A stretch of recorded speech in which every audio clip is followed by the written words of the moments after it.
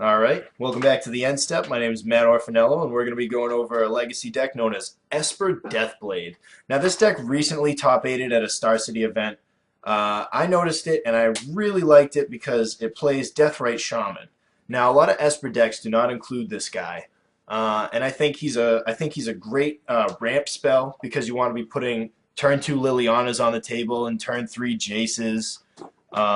And he's also good in the mid to late game because he can gain you life if you need that. He can seal the game off by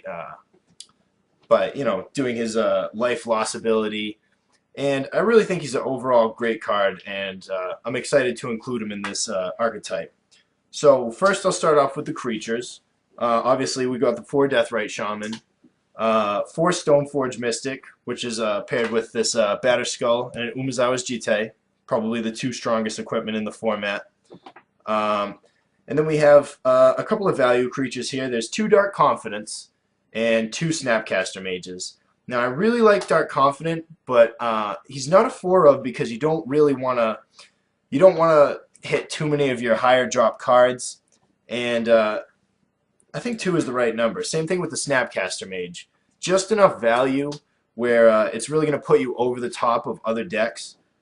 Without sort of like flooding yourself with like reactive hands.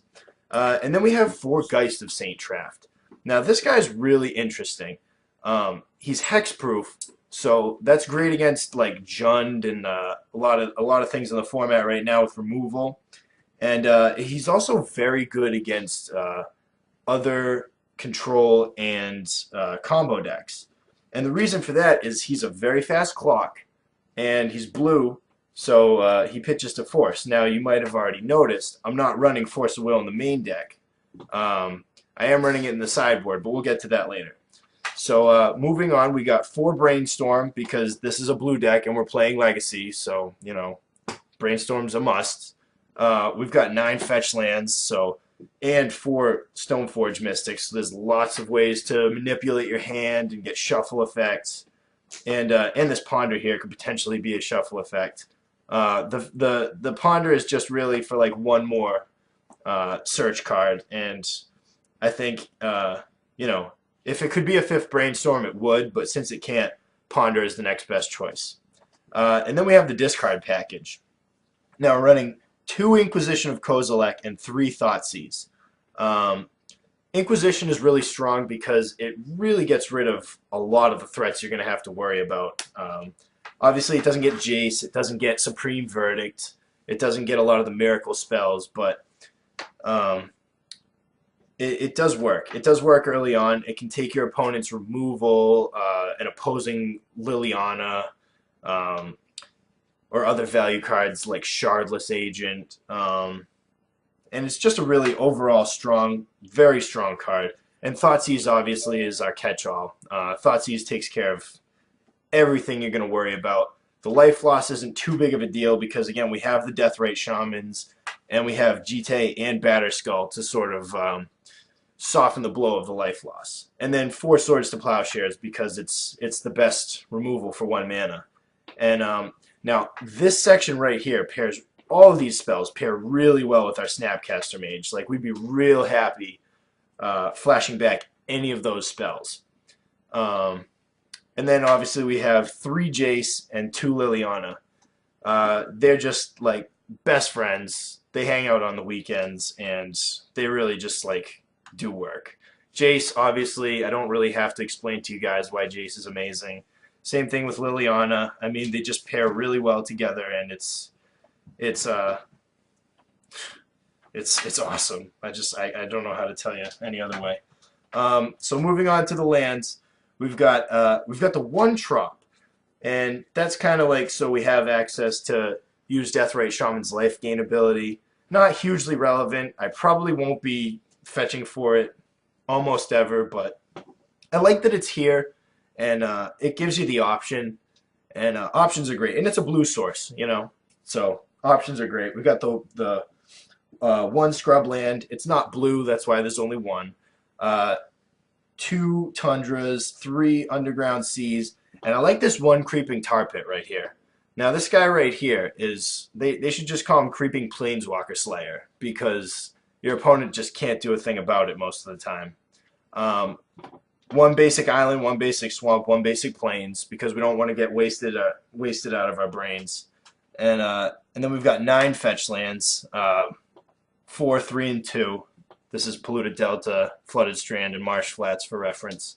We got the 1 Karakas because we do play Vendillion Clique in the sideboard, and there's a lot of legendary beasts that just scare the heck out of us. And finally, the 2 Wastelands are included mostly because of Cavern of Souls. With 2 Wastelands, we're not going to be doing huge tempo plays with it. It's really just there to like make sure that we don't get blown out by any lands, or like if our opponent has a Dust Bowl, or if there's a Karakas, or even a Glacial Chasm. Just anything that'll really screw up our plans. Wasteland's kind of there to just smooth things over. So that's the main deck of Esper Deathblade, and we'll be moving on to the sideboard. Okay, and we're back. This is the sideboard for Esper Deathblade. We've got 2 Supreme Verdicts. That's going to be really good in your aggro matchups. 1 Engineered Explosives, again for aggro matchups, but it's also good against like Goblin Charbelcher, or if you're expecting a lot of tokens, maybe Lingering Souls.